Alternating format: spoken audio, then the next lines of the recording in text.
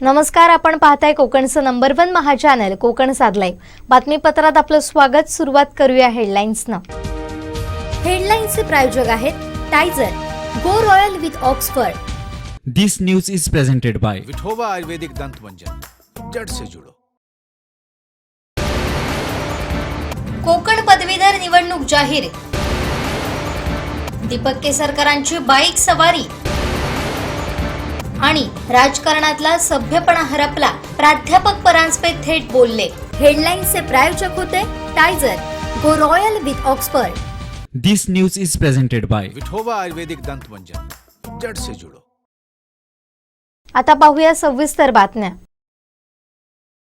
4 जूनला आम्ही विजयोत्सव साजरा करणार असा विश्वास उद्धव बाळासाहेब ठाकरे शिवसेनेचे तालुका प्रमुख यशवंत परब यांनी व्यक्त केला.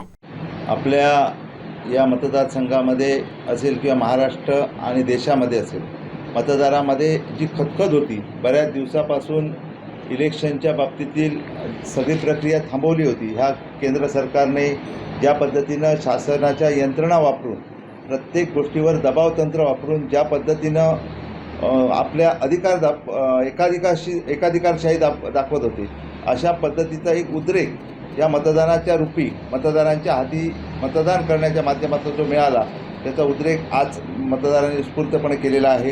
कारण मतदानाच्या माध्यमातून अनेक जिल्हा परिषद, पंचायत समिती, नगरपालिका निवडणुका होऊ घातलेल्या नाहीत. त्यांचा कालावधी संपून आज 3 वर्ष झाली, परंतु अद्यापही लोकप्रतिनिधींना त्या ठिकाणी काम करता येत नाही किंवा प्रशासन ठप्प आहे. अशा ह्या प्रशासनाच्या विरोधामध्ये, केंद्र सरकारच्या विरोधामध्ये मतदान करण्याचा अधिकार आज सगळ्या मतदारांना प्राप्त झाला आणि त्याचा एक रोष त्या मतदारातनं उत्स्फूर्तपणे मतदारांनी खूप चांगल्या उत्साहामध्ये या ठिकाणी मतदान केलं. मतदानाच्या प्रक्रियेमध्ये सुद्धा भारतीय जनता पार्टीने ज्या पद्धतीनं धनशक्तीचा वापर केला, मतदारांना बदनाम करण्याचा या ठिकाणी प्रयत्न केला गेला, ह्या माध्यमातून सुद्धा ह्या मतदानाच्या रूपामध्ये सुद्धा विनायक राऊत यांना उत्स्फूर्तपणे मतदान करून मशाल या चिन्हासमोरील बटन दाबून मतदारांनी आपला या ठिकाणी जो आनंदोत्सव असेल किंवा आपलं जे मत आहे ते त्या ठिकाणी मतदान रूपी मांडलेलं आहे आणि त्याचा विजयोत्सव आम्ही 4 जून रोजी चांगल्या उत्साहामध्ये करू अशी मला 100% आमच्या वेंगुर्ला तालुक्याच्या वतीने सुद्धा एक खात्री आहे. मतदारांमध्ये सुद्धा एक चांगल्या प्रकारचा उत्साह होता. मतदारांना मतदान मशाल ह्या चिन्हावर आणि शिवसेना उद्धव बाळासाहेब ठाकरेचे उमेदवार विनायकजी राऊत साहेब हे एक संयमी आणि चांगलं सुसंस्कृत असं नेतृत्व आहे. याची त्यांना एक पाठिंबा द्यायचा एक मनात एक त्यांची जी खतखत होती ती त्यातनं दिसत होती आणि त्यांना या सगळ्या विषयावरती म्हणजे महाराष्ट्रातील किंवा देशातील चाललेलं जे राजकारण आहे त्याच्या एक चीड निर्माण झालेली, त्या चीड निर्माणीचा जो उद्रेक म्हणावा लागेल किंवा त्यांचा जो त्याच्यातनं मतदारांच्या माध्यमातून जे उत्तर म्हणावं लागेल ते आज त्या ठिकाणी मतदारांनी दिलेलं आहे आणि त्या माध्यमातून आपल्याला आणि शिवसेना उद्धव बाळासाहेब ठाकरे आणि महाविकास आघाडीचे उमेदवार म्हणून विनायक राऊत यांना एक चांगल्या प्रकारे उत्स्फूर्तपणे या ठिकाणी मतदान झालेलं आहे. सावंतवाडीत सर्वाधिक मतदान झालं असून 70 ते 30 अशी परिस्थिती आहे. इथलं वातावरण हे केंद्रीय मंत्री नारायण राणे यांच्यासाठी पोषक आहे. त्यांचा विजय निश्चित आहे असा विश्वास शालेय शिक्षण मंत्री दीपक केसरकर यांनी व्यक्त केला. साधारण 70-30 किंवा 80-20 हे चित्र सावंतवाडीमध्ये आहे. मी सावंतवाडीच्या प्रत्येक बूथवर जाऊन आलो आणि हे चित्र असंच राहिलं तर मोठं मतदान हे सगळ्यात जास्त सावंतवाडी मतदारसंघामध्ये झालेलं आहे संपूर्ण महाराष्ट्रामध्ये. आणि समजा 70-75% वर जर सावंतवाडी मतदारसंघाचं मतदान गेलं तर निश्चितपणे हे सगळं राणेसाहेबांना फेवरेबल आहे आणि राणेसाहेबांना त्याचा निश्चितपणे फायदा होईल. दोडामार्गात 70% मताधिक्य इंडिया आघाडीचे उमेदवार विनायक राऊत यांनाच मिळेल असा विश्वास ठाकरे गटाचे नेते संजय गवस यांनी व्यक्त केलाय. निवडणूक संपली तरी जनतेसाठी रस्त्यावर उतरणार असल्याचंही ते म्हणाले. काल झालेल्या लोकसभा निवडणुकीमध्ये दोडामार्ग तालुक्यात जनतेचा मोठ्या प्रमाणात प्रतिसाद लाभलेला आहे. त्यामध्ये विनायकजी राऊत साहेब यांना जवळजवळ 70%च्या वर दोडामार्ग तालुक्यातून हे मताधिक्य आपल्याला मिळणार आहे आणि राऊत साहेबांचं जे जनसामान्यातील जो व्यक्तिमत्व आहे किंवा त्यांची काम करण्याची जी पद्धत आहे यामुळे जनतेने राऊत साहेबांना स्वीकारल्याची आज आपल्याला प्रत्येक तालुक्यातील प्रत्येक गावामध्ये ते दिसून आलेलं आहे. त्यासोबत विरोधकांकडून मोठ्या प्रमाणात पैशाचं आमिष दाखवणं किंवा इतर काही प्रबोधने दाखवली गेली आणि त्यामध्ये बऱ्या प्रमाणात त्यांच्या तक्रारी झाल्यात परंतु लोकांनी जनतेने ही निवडणूक स्वतःच्या हातात घेतल्यामुळे विनायक राऊतांच्या मागे येथील जनता मोठ्या प्रमाणात उभी राहिल्याचं चित्र आपल्याला स्पष्टपणे दिसत आहे. यामध्ये आज जे झालेल्या मतदानामध्ये जवळपास 70%च्या वर मतदान हे राऊतसाहेबांना निश्चित मिळणार आणि राऊतसाहेब यावेळी दोडामार्ग तालुक्यातून आणि संपूर्ण लोकसभा मतदारसंघातून मोठ्या मताधिक्याने विजय होतील आणि यावेळी ती पुन्हा एकदा त्यांची हॅट्रिक होईल एवढं मत निश्चित आहे.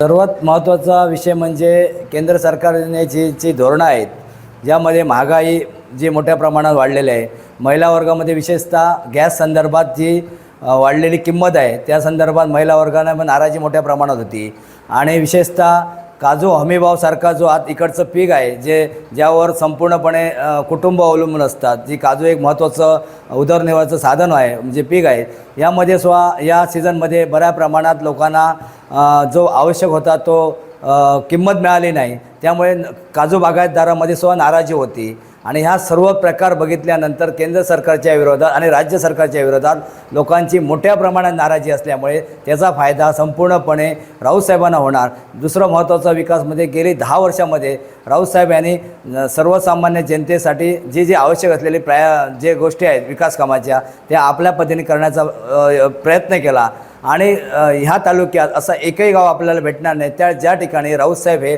सातत्याने त्यांना कार्यकर्त्यांना भेटणं, त्या लोकांना भेटणं, त्यांच्या समस्या जाणून घेण्यासाठी राऊतसाहेबांनी सातत्याने गावामध्ये फिरत असताना अविरतपणे राऊतसाहेब गावागावामध्ये गेले. त्यानंतर या तालुक्यात जे महत्त्वाचे प्रलंबित प्रश्न आहेत, आढाळी MIDC सारखं रोजगाराच्या दृष्टीने आवश्यक असलेला एक प्रकल्प, मोठमोठे प्रकल्प येणं ते आवश्यक आहे. तसेच हत्ती प्रश्न जो आहे सातत्याने या तिळाई परिसरातील गाव आहेत त्या गावामध्ये हत्ती प्रश्न हा प्रामुख्याने जटिल बनलेला आहे. त्यासाठी राऊतसाहेबांनी की येणाऱ्या काळामध्ये राऊतसाहेब तो हत्ती प्रश्न कायमचा सोडवण्यासाठी प्रयत्न करणार आहे स्वतः त्यांनी सांगितलेलं आहे. त्याबद्दल तसंच काजू हमीभाव जो प्रकार आहे ज्यामुळे या सीझनमध्ये लोकांना मोठ्या प्रमाणात आर्थिक फटका बसलेला आहे. या सर्व गोष्टीवर येणाऱ्या काळामध्ये आम्ही शिवसेना आणि इंडिया आघाडी म्हणून सातत्याने ते प्रश्न सोडवण्यासाठी खासदार साहेब निवडून आल्यानंतर आपण सर्वजण ते प्रयत्न करणार आहेत आणि खासदार हे 101% मोठ्या मताधिक्याने निवडून येतील यात कोणतीही आम्हाला शंका नाही आहे. विनायक राऊत निष्क्रिय खासदार आहेत. मागच्या 10 वर्षात त्यांनी काहीही काम केलं नाही असा हल्लाबोल माजी आमदार अजित गोगटे यांनी केलाय. तसेच नारायण राणेंचं कौतुक देखील केलंय. आज मी सुरुवातीला त्यांचा बूथ नंबर 69 याचा मी वॉरियर्स म्हणून सुद्धा आहे तिथे पहिल्यांदा मतदान 7 वाजता जाऊन केलं. खरं म्हणजे आता यावेळी माझ्या अंदाजाप्रमाणे बाकीच्या ठिकाणी जसं मतदान कमी होतं आहे तसं यावेळी होणार नाही. माझा अंदाज 65%च्या आसपास मतदान राहील असा अंदाज आहे. आत्ता सुद्धा ट्रेंड आहे. बऱ्याच ठिकाणी 40%, 30-40% मतदान आत्ताच झालं. एक विषय असा लोकांमध्ये हा आहे की एक मोदींचं म्हणजे बाकीचा फॅक्टर असले तरी मोदी फॅक्टर हा मोठा आहे ते आणि मोदींनी जी कामं केलेली आहेत, मोदींनी जे गोरगरिबांना सगळ्या सवलती दिलेल्या आहेत किंवा इथे विकासाची कामं केली आहेत ह्यासाठी लोकांनी त्यांना मतदान करावं असं आम्ही आवाहन केलं होतं आणि ते लोकांनाही पटलं आणि अनेकांनी त्यांच्यासाठी आलं. जोडीला नारायणराव राणेंचं काम, या इथलं विकासाचं काम. मला एक माहिती आहे की इथला खासदार हा नुसता तिथे जाऊन एकटा जाऊन तिथे निवडून जाऊन तिथे काहीही करू शकत नाही जर सत्ता त्यांची नसेल आणि ती असणारच नाही. त्यामुळे विनायक राऊत आणि आता गेली 10 वर्ष आम्ही बघतोय विनायक राऊत गेली 10 वर्ष निष्क्रिय खासदार आहे. निष्क्रिय इथे आम्ही म्हणजे खरं म्हणजे सेना भाजपच्या युतीमध्ये त्याला तो निवडून गेलेला. भाजपचा मोठा सिंहाचा वाटा आहे त्यांच्या विजयात आणि असं असतानासुद्धा त्याने जी कामं केलेली नाही, तिथे संपर्क ठेवलेला नाही, इथे फेरी मारलेली नाही, कुठले विकास काम केलेलं नाही, हा एक त्यांच्याबद्दल झाला. ह्याच्या उलट नारायणराव मंत्री केंद्रीय मंत्री आहेत आणि केंद्रीय मंत्री असताना त्यांनी जे इथे अनेक प्रोजेक्ट आणले त्यांच्या खात्याचे. मोठं म्हणजे इथे ट्रेनिंग सेंटर होतं ओरसला, त्याचं भूमिपूजन झालं. पण ते ट्रेनिंग सेंटर असं आहे की पुढचे उद्योजक तयार करण्याचं ट्रेनिंग सेंटर आहे. हे ट्रेनिंग सेंटरमधून जे आता त्यांच्या डोक्यात आहे की आढाळीला जे मोठं हे व्हायचं आहे, औद्योगिक हब व्हायचं आहे MIDCमध्ये, तिथे जे उद्योग यायचे त्यांना ट्रेनिंग इथे दिलं जाईल आणि जिल्ह्यामध्ये सुद्धा त्या तरुण तिथे उद्योजक हे घेऊन गेले. त्यांनी कॉयर बोर्डचं ऑफिस इथे आणलं. जे आत्तापर्यंत बेंगलोरला होतं ते इथे ह्या विभागाचं ऑफिस त्यांनी इथे आणलं. अशी अनेक त्यांच्या खात्याची सुद्धा कामं घेता येतील. विश्वकर्मा योजना ही त्यांचीच आहे. विश्वकर्मा योजनेमध्ये सुद्धा सगळे हे जे कारागीर लोक आहेत त्यांना स्वस्त ह्याच्यात आहेत. त्यामुळे इथे नारायणरावांना मतदान करावं हे सांगायलाही लागत नाही. ते निश्चितपणे तिथे त्यांना विजयी करतील अशी खात्री आहे. शालेय शिक्षण मंत्री दीपक केसरकर यांनी मतदानाचा हक्क बजावल्यानंतर शहरातील महायुतीच्या बूथवर जात पदाधिकारी कार्यकर्ते यांच्याकडून आढावा घेतला. काही ठिकाणी केसरकर थेट बाईकवर स्वार होताना दिसून आले.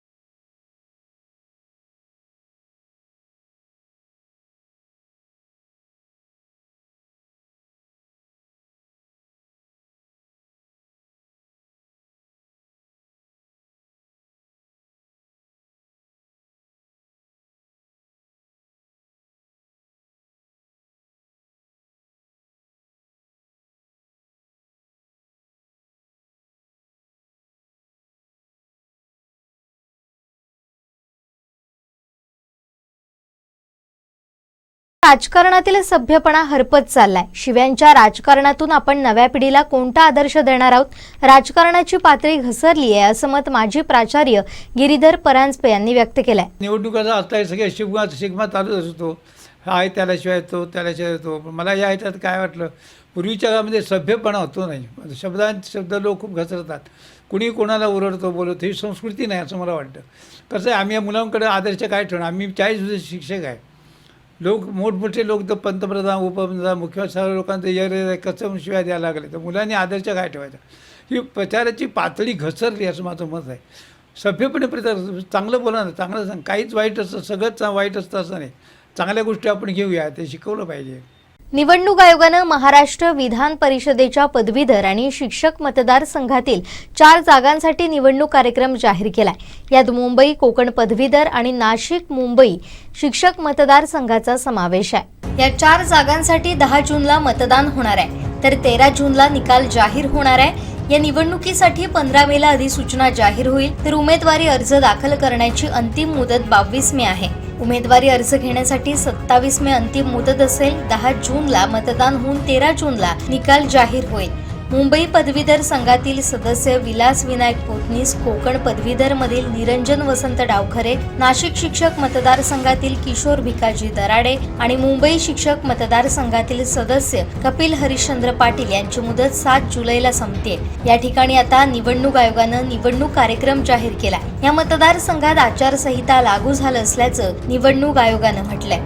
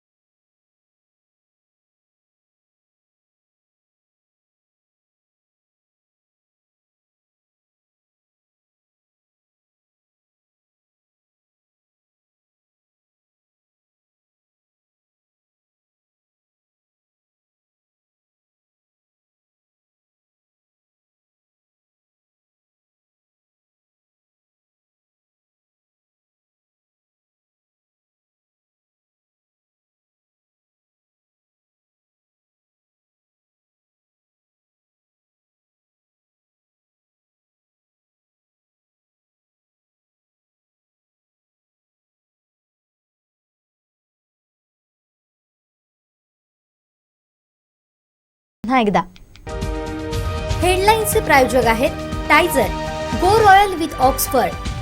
This news is presented by Vithoba Ayurvedic Dant Manjan, जड़ से जुड़ो. कोकण पदवीधर निवडणूक जाहीर. दीपक केसरकरांची बाईक सवारी आणि राजकारणातला सभ्यपणा हरपला. प्राध्यापक परांजपे थेट बोलले. हेडलाईन्सचे प्रायोजक होते Tyzer, go royal with Oxford. This news is presented by Vithoba Ayurvedic Dant Manjan, जड़ से जुड़ो. बातमीपत्रात वेळ झाली इथेच थांबण्याची. पाहत रहा कोकणचं नंबर 1 महा चॅनल कोकण 7 लाईव्ह. धन्यवाद.